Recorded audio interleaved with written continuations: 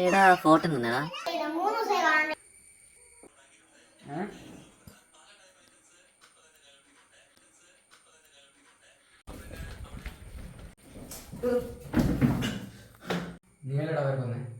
അന്നേരം ശരിയാ. പക്ഷെ എനിക്ക് ഇന്നത് ഒരു കാര്യമുണ്ട് അതിന്. സത്യം പറഞ്ഞാൽ അന്ന് നീ ഇപ്പോൾ സ്നേഹിക്കുന്ന നിൻ്റെ അഞ്ചു ഇല്ലേ, അവളെ എനിക്കിഷ്ടമായിരുന്നു. അവളെ ഞാൻ പ്രപ്പോസും ചെയ്തു. അന്ന് അവളെന്നെ സമ്മതിക്കുകയും ചെയ്തതാണ്. പക്ഷെ അവളുടെ ഒരു ആൻറ്റി ഉണ്ടായിരുന്നു, അവരതെല്ലാം കേട്ടു. അത് വെച്ച് എന്നെ കുറേ കാലം ബ്ലാക്ക്മെയിൽ ചെയ്തു. അവരുടെ ട്യൂഷൻ സെൻറ്ററിൽ തന്നെയായിരുന്നു ഞാൻ പോയിക്കൊണ്ടിരുന്ന ട്യൂഷനൊന്നും. അവരെന്നെ എന്നും ബ്ലാക്ക്മെയിൽ ചെയ്യും. അതവരൊരു സൈക്കോ ആയിരുന്നു. അവരെന്നെ വല്ലാണ്ട് അടിക്കുകയൊക്കെ ചെയ്യും. എനിക്ക് അപ്പോൾ ഒരു ദിവസം എനിക്കൊന്നും സഹിക്കാൻ നിന്നപ്പോൾ അവിടെ ഒരു കത്തി ഉണ്ടായിരുന്നു. എൻ്റെ കൺട്രോൾ ഞാൻ കുത്തി. അവിടെ നിന്ന് കഴിഞ്ഞാൽ അവരെ ഞാൻ പിന്നെ എനിക്ക് വളരെ ടെൻഷനായി. നിന്നോട് ഞാൻ പറയണമെന്ന് പറഞ്ഞു വിചാരിച്ചു, പക്ഷെ എന്നെ കൊണ്ടൊന്നും പറ്റിയില്ല.